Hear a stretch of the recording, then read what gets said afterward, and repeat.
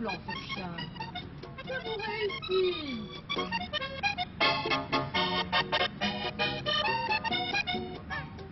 Tabouret. Tabouret. Mais dites-moi, vous qui promenez ce chien tous les jours, est-ce qu'il y a quelqu'un à qui il obéit? Comme ma voix est posée, éduquée et en forme, le son de ma voix est encore le seul pratiquement qui lui fasse peur. Hein? Regarde ici. Viens ici. Oh, vous voyez l'effet que ça lui fait. Hein? Qui sait le mettre? C'est moi, hein, quand même. Ouais, t'as peur un petit peu quand même. Quand j'élève la voix, quand il fait les choses pas bien, je suis encore pratiquement le seul de qui il ait vraiment peur. C'est un chien qui est pas très gentil de nature. Alors quand il est approché par quelqu'un et qu'il ne connaît pas ce quelqu'un, je crois qu'il vaut mieux se garer.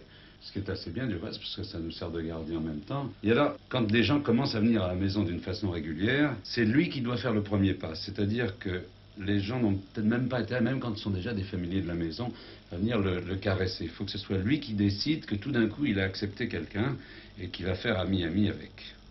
Alors, c'est bien, c'est bien. Moi, j'aime pas les chiens qui sont des carpettes. Celui-là, au moins, il a sa personnalité. Il n'est pas très gentil. Il sait pas faire grand-chose, mais on lui a pas appris. Hein.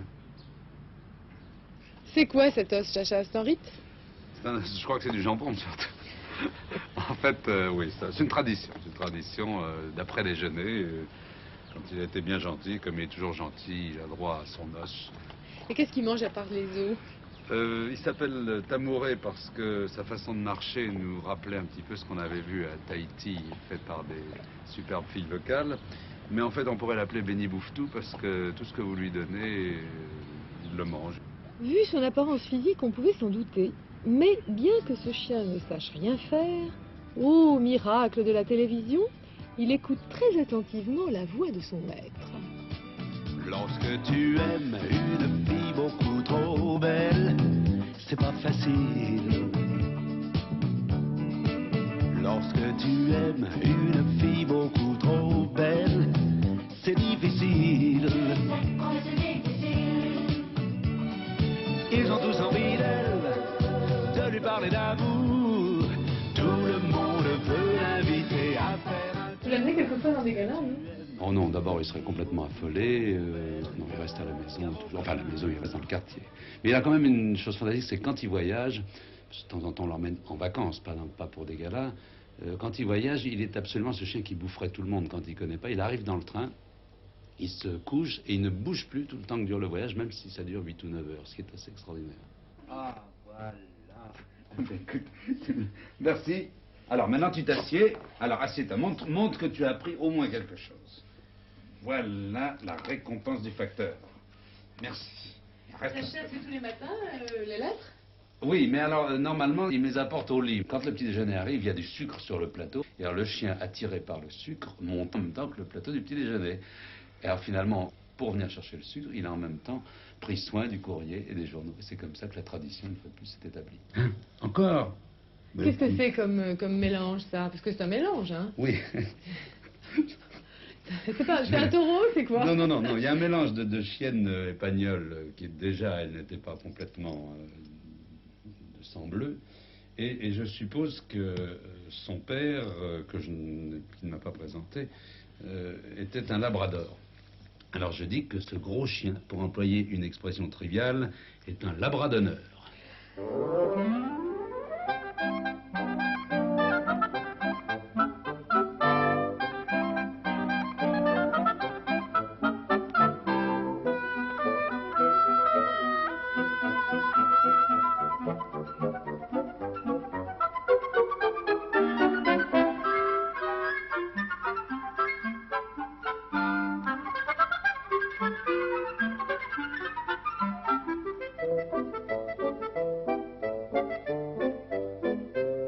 Et avez-vous des jeux avec lui? Non, parce que j'aime bien sa présence, j'aime bien le côté un peu costaud, comme ça.